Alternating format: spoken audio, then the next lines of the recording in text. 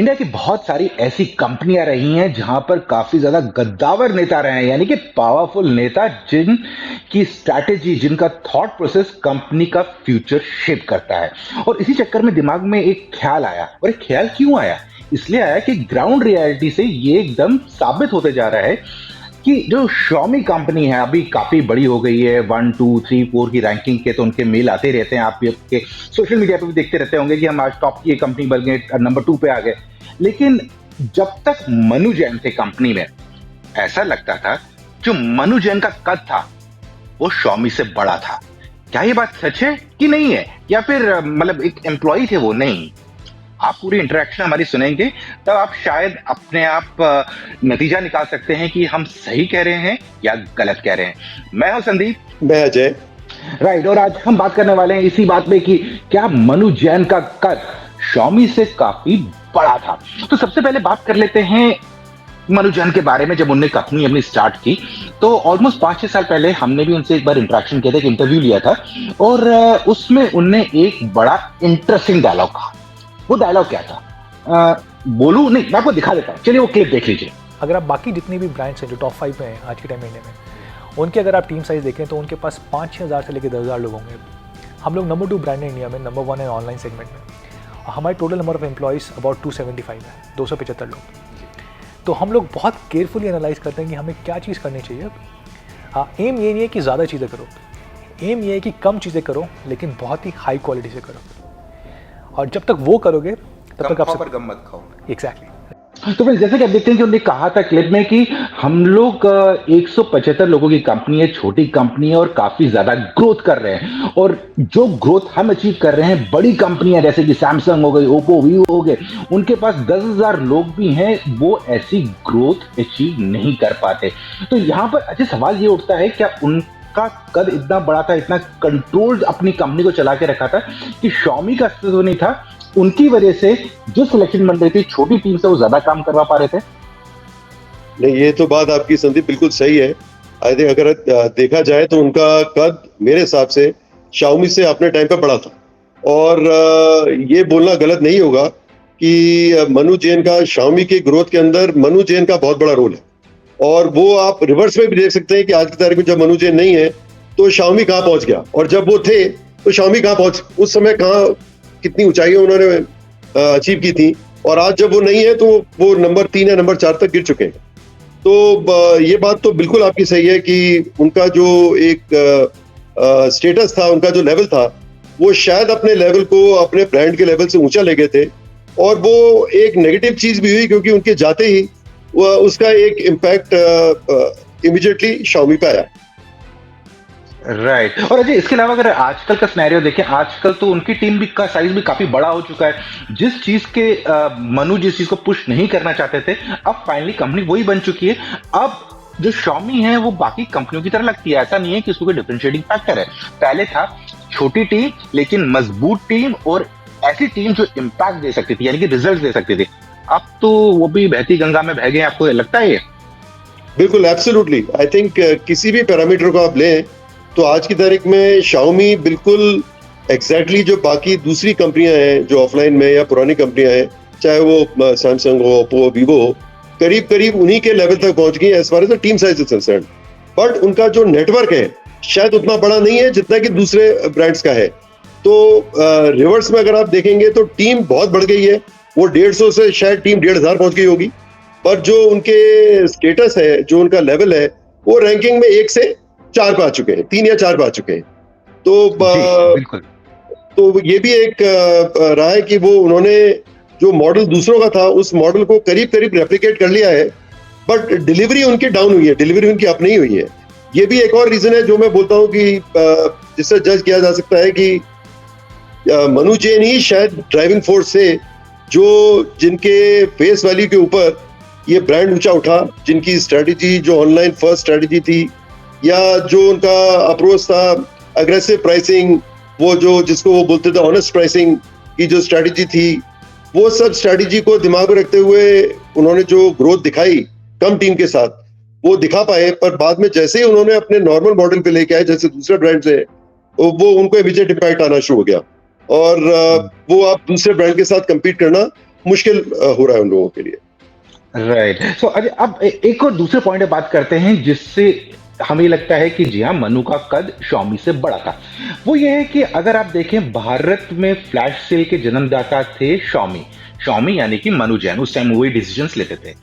और अगर flash sale का मॉडल किसी और कंपनी ने लॉन्च किया था विदाउट, मतलब सीईओ ज्यादा इन्वॉल्व नहीं होते, बस कंपनी लॉन्च कर देती, तो शायद इंडिया में हाकार मच जाता है कि ये लोग बेटिंग टाइप का सिनेरियो प्रमोट कर रहे हैं, जहां पर लोग जाके एकदम सट्टा लगाना पड़ता है किसका नंबर आएगा फोन लेने के लिए।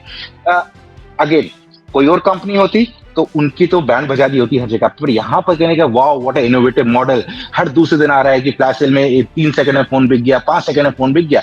और इसके अलावा एक और चीज मुझे लगती है कि जो फ्लैश सेल की वजह से क्या होने लगा था कि मार्केट में बहुत सारे इनके फोन उस टाइम पे ऑफलाइन में तो आ नहीं रहे थे। बहुत सारे ऐसे लोग थे जो फोन खरीदते थे ऑनलाइन, ऑफलाइन में बेचते थे, उसमें अपना कमीशन ऐड लगा के, जो कि हो गई आपका अगेन इलीगल एक्टिविटी। वो इलीगली फोन बेच रहे हैं। इसमें क्या लगता है आपको? नहीं, ये आपकी बात बिल्कुल वैलिड है। और एक इंटरेक्शन में मैंने ये कहा भी था, जब मुझसे पूछा गया कि अप्रोक्सीमेटली ये जो ऑनलाइन सेल है इसमें से कितना कंपोनेंट ऑफलाइन में जा रहा है, तो जब Xiaomi अपने पीक पे थी तो करीब 40% जो ऑनलाइन सेल थी इनकी, वो ऑफलाइन के रिटेलर्स खरीद रहे थे।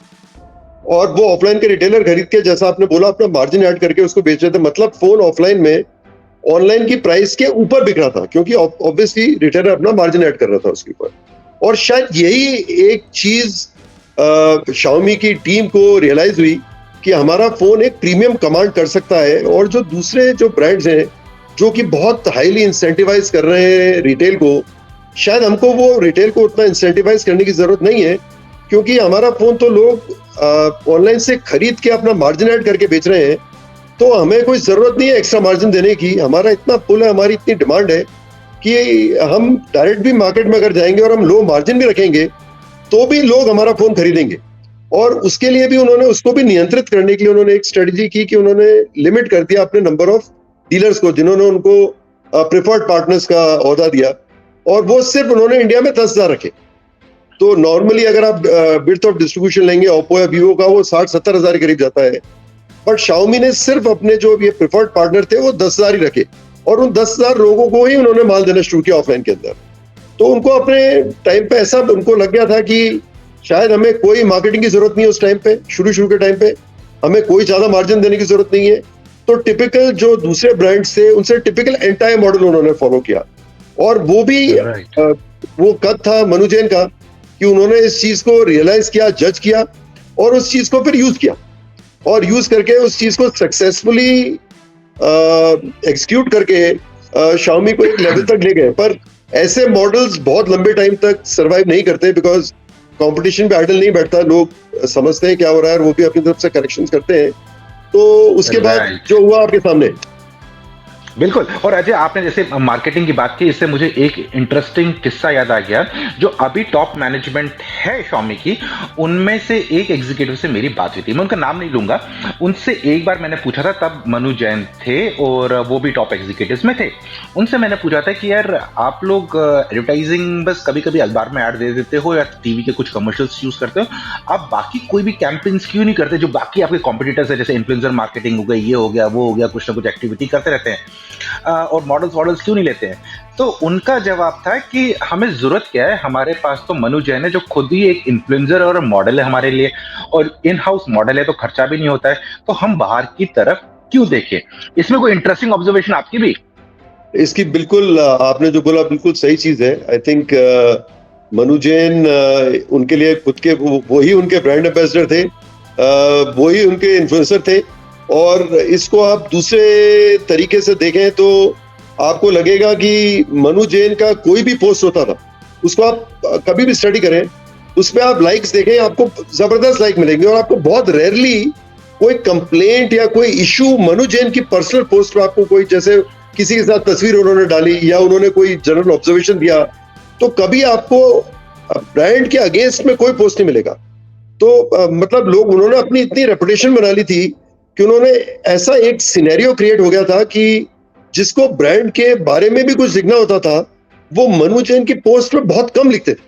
आज भी जब मनु जैन कंपनी में नहीं है और वो जब अपना पोस्ट डाल रहे हैं किसी भी चीज का, अपने कोई एक्टिविटी का, तो उस पोस्ट को लाइक ही लाइक मिल रहे हैं और लोग उनको अभी भी ये बोल रहे हैं कि आप Xiaomi वापस आ जाइए, अगर Xiaomi को वापस खड़ा होना है तो उनको आपकी जरूरत है। अभी भी लोग ये नहीं बोल रहे कि Xiaomi की जो क्वालिटी इश्यूज थे वो कल भी थे, वो आज भी हैं, पर कल वो इतने हाईलाइट नहीं हुए थे। वो शायद कहीं ना कहीं मनु जैन की पर्सनैलिटी के अंदर लोगों को थोड़ा चैलेंज लगता था कि इस चीज को मनु जैन के लेवल के आदमी तक इस चीज को लाया जाए, नहीं लाया जाए। अब शायद वो चीज हट चुकी है, अब लोग थोड़ा खुल के सामने आना शुरू। बिल्कुल। और देखा जाए तो मनु जैन एक तो उनके मार्केटिंग बजट भी बचाते थे और साथ में उन लोग ने वो वेस्ट से इंस्पायर होके अपने फोन्स की अनबॉक्सिंग वॉक्सिंग भी करने लगते थे। लेकिन अब जो चीजें मनु जैन ने नहीं की थी वो अब तो लोगों को दिख रही होगी कि इन्फ्लुएंसर मार्केटिंग भी टाई अप हो रहा है और अंदाजा लगाना मुश्किल नहीं होगा एक व्यूअर के लिए कि कौन सा इन्फ्लुएंसर वीडियो है और कौन सा नॉर्मल वीडियो है। उसके अलावा भी हर जगह पे स्पेंड्स बढ़ते जा रहे हैं। लेकिन इधर एक जो फाइनल थॉट मेरे दिमाग में ये आ रहा है कि मनु जैन जब तक थे उनने अपनी कंपनी को अच्छे से स्टैब्लिश किया और ग्रोथ भी दिखाई, सब कुछ आया। लेकिन अब मुझे ऐसा लगता है कि जब तक वो थे वो बैनियन ट्री वाला इफेक्ट हो गया था।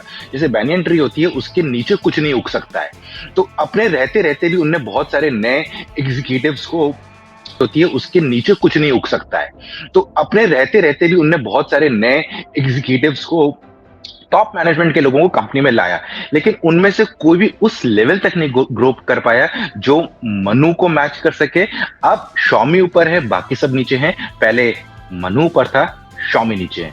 आपके फाइनल कमेंट सर। बस वही है एक बार जितेंद्र से सवाल पूछा गया था कि फर्स्ट से लेके 10 स्टार कौन है, उसने बोला फर्स्ट से 9 तो अमिताभ बच्चन है और 10वें पे कोई दूसरा एक्टर आएगा। वो सेम सिचुएशन है।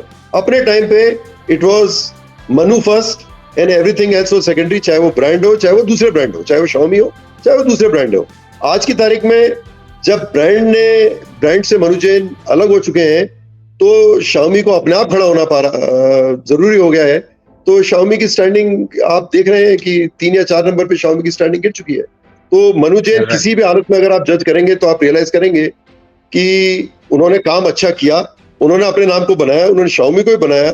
और आज की तारीख में जब वो नहीं है तो सारे इफेक्ट दिख रहे हैं हमको नेगेटिव साइड पे। बिल्कुल। मनु ने जो उनके बस में था उनने किया। कंट्रोवर्सी भी मिली उनको, गवर्नमेंट की रडार में भी आए, टैक्स इवेजन के इश्यूज भी बने, बहुत सारे इश्यूज बने, लेकिन फिर भी जो उनको करना था किया। और एंड में यही कहेंगे कद उनका काफी बड़ा था Xiaomi से, और अब पता लग रहा है कि उनके जो जूते हैं उनको फिल करना काफी ज्यादा मुश्किल होगा नए एग्जीक्यूटिव्स के लिए। Xiaomi आगे कैसे अपना मैप बनाती है या अपना उनका रोड कैसा रहता है, उनका सफर कैसा रहता है, वो तो आने वाला वक्त ही बताएगा। लेकिन फिलहाल के लिए मुझे और अजय को दीजिए इजाजत। जल्दी मिलते हैं एक नए वीडियो में, तब तक के लिए आप अपना ख्याल रखिएगा और जो भी आपके कमेंट्स हैं डेफिनेटली हमसे शेयर कीजिएगा।